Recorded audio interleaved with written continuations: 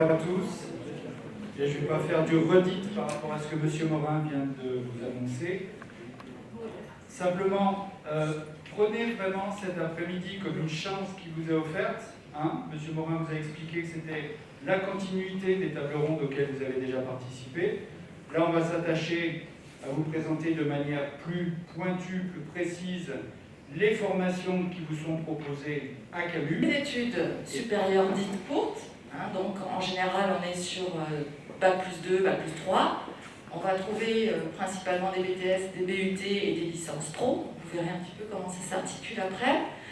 Mais l'apprentissage, c'est apprendre autrement, mais ça demande beaucoup d'investissement de votre part. Oui, on a un salaire, on apprend autrement parce qu'on apprend une partie au lycée et une partie en entreprise. Bien, je vous le redis, je suis au bâtiment F rez-de-chaussée. Vous avez des questions, vous pouvez venir me voir.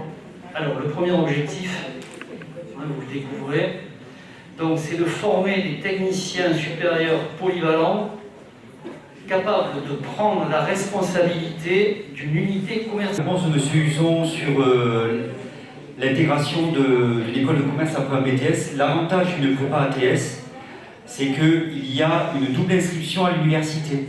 Donc on est inscrit dans une classe préparatoire et on est inscrit également en licence à l'université de Montpellier si on prend la... Oui, le secteur de l'assurance, il y a des débouchés. Oui, le secteur de l'assurance, c'est une matière juridique où il faut apprendre ses cours. Ça, c'est vrai. On a des tas d'étudiants qui vous le diront. Oui, il faut travailler, c'est vrai. Je suis actuellement chargé de clientèle chez Alliance à Nîmes. J'ai passé mon BTS Assurance, maintenant ça fait 8 ans. Ça fait, drôle de dire ça, on commence à compter les années. Initialement, moi, le BTS Assurance, c'était mon objectif, c'est faire de l'assurance. Sauf que je suis un petit peu de nature timide, un peu stressé, donc je ne voulais surtout pas avoir de la clientèle. Je voulais rester dans mon petit coin, petit bureau en siège social. Et finalement, j'ai fini en tant que chargé de clientèle. Donc, il faut se donner les moyens, il faut se bouger un petit peu parce que c'est pas toujours, on ne fait pas toujours ce qu'on veut. Et l'avantage du BTS Assurance, c'est que j'ai pu voir toutes les facettes. C'est-à-dire la facette en siège social, parce que j'ai fait mes stages en siège social à la SADA, et en agence, par l'agence Alliance, qui m'ont permis d'avoir un petit peu plus d'aisance avec la clientèle. Négociation. D, c'est la petite venue, la petite nouvelle depuis la réforme de 2018, c'est digitalisation.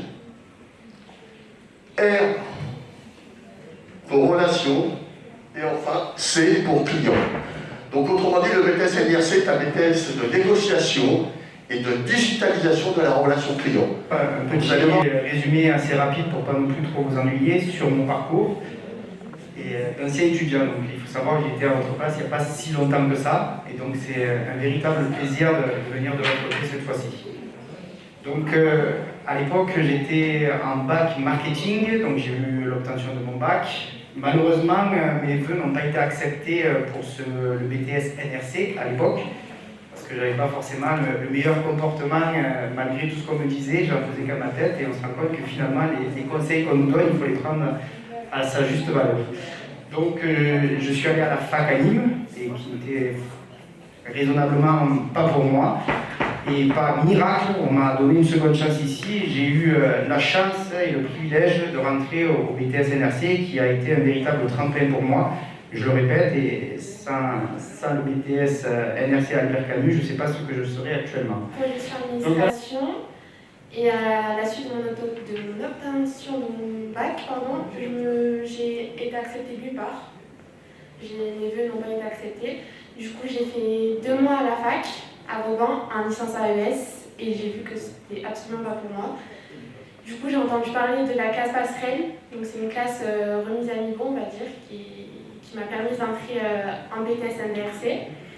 Durant cette classe, j'ai pu faire une semaine d'immersion dans un BTS de mon choix. Donc moi j'avais choisi BTS profession immobilière et j'avais pas du tout aimé, c'était pas du tout pour moi parce que c'était un BTS très très spécifique comparé au BTS NDRC.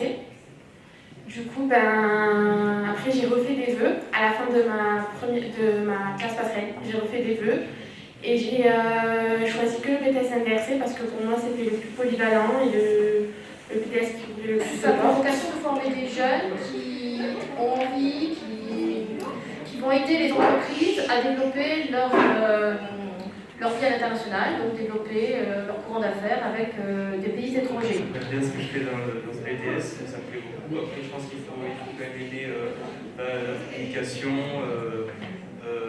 avoir de la relation avec les autres personnes dans le monde du travail et surtout voyager et parler des autres langues.